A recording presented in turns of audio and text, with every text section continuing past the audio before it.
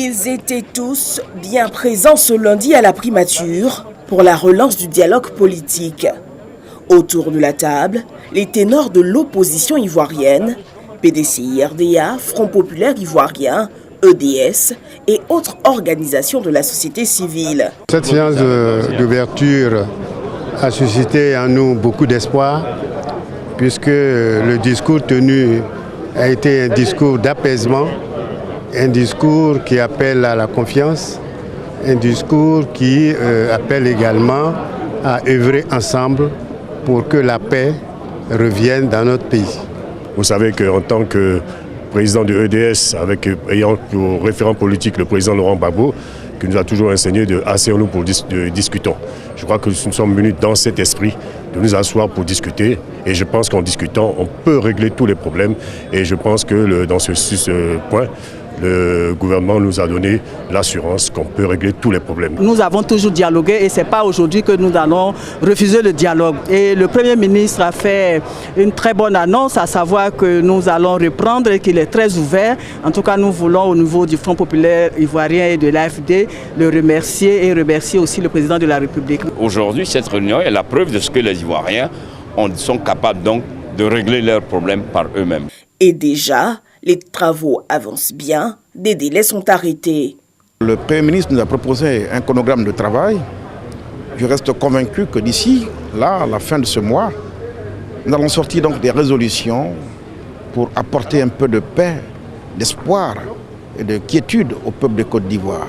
Il y a un temps pour la guerre, les conflits, et il y a un temps pour la paix. Et je pense que le temps de la paix est véritablement arrivé. Parce qu'il y a un consensus qui s'est dégagé au cours de cette réunion. La société civile, elle espère que cette fois sera la bonne. Nous espérons que cette fois-ci, les acteurs concernés feront preuve de maturité, de responsabilité pour qu'on y parvienne.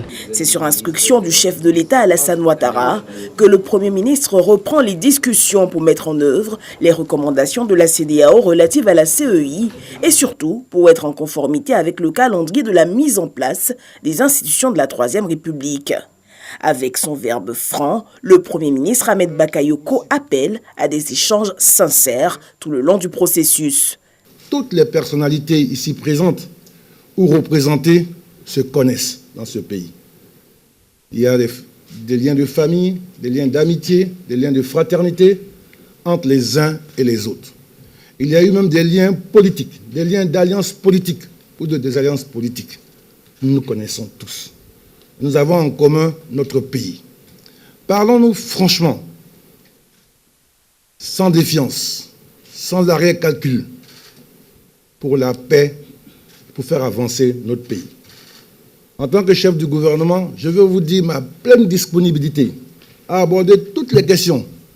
Et je le répète, bien heureusement, chacune des parties ici présentes a eu l'occasion de gouverner ce pays. Chacun connaît les contraintes du gouvernement et chacun connaît aussi les préoccupations de l'opposition. Mais il s'agit de notre pays. Ça ne sert à rien de nous voir toujours un jour trop tard pour faire l'économie des situations toujours bien regrettables. Je vous invite, à l'occasion de ce débat, nous puissions nous élever et faire la preuve que nous regardons notre pays, nos populations, nos militants qui souffrent à chaque fois qu'il y a des crises, que nous regardons l'intérêt supérieur de la nation. Soulignons que les différents premiers ministres qui se sont succédés à la tête du gouvernement ont toujours engagé le dialogue avec les partis politiques et les organisations de la société civile. De mémoire, le premier ministre Jeannot Kouadio-Aoussou les 27 et 28 avril 2012 à Grand-Bassam, le premier ministre Daniel Kablan-Duncan le 7 janvier 2013, le Premier ministre Amadou Gon Coulibaly du 21 janvier au 21 octobre 2019 pour la première phase du dialogue portant sur la récomposition de la CEI et les questions connexes. Un dialogue qui s'est poursuivi dans une seconde phase du 9 janvier au 17 février 2020.